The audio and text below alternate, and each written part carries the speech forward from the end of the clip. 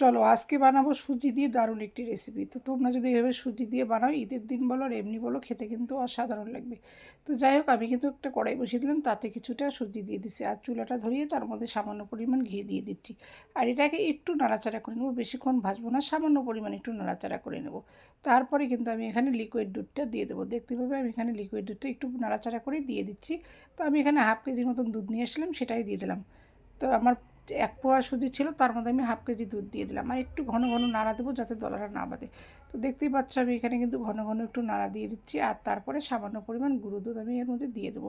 একটু ঘন হয়ে আসলেই সামান্য পরিমাণ গুঁড়ো দুধটা দিয়ে দেবো। তারপরে কিন্তু আমি নামিয়ে নেবো। দেখো এখানে কিন্তু আমি গুঁড়ো দুধটা দিয়ে দিচ্ছি, যেহেতু সুজি এটা কিন্তু আরও জমে যাবে। তো এখন আমি গুঁড়ো দুধটা দেওয়ার পরে তোমরা স্বাদ মতন গুঁড়ো দুধ একটু দিয়ে নিও। তো আমি একটু সামান্য পরিমাণ দিয়ে নিলাম। এটা আর কি স্বাদটা আর একটু দ্বিগুণ হবে।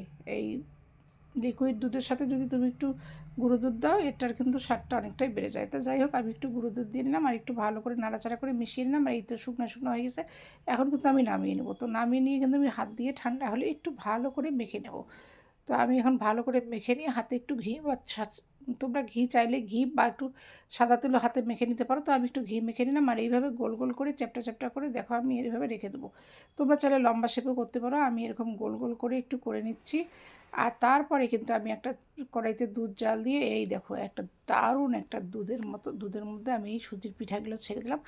আর দারুণ হয়েছে খেতে, দেখতেও যেমন খেতেও তেমন কিন্তু বন্ধুরা অসাধারণ। তোমরা করে একবার দেখতে পারো। আমি বলছি একবার করে দেখো, মুখে লেগে থাকবে এই পিঠাটা। অনেক ভালো লাগবে, করে দেখো। এই সুজি দিয়ে এরকম দুধের একটা রেসিপি।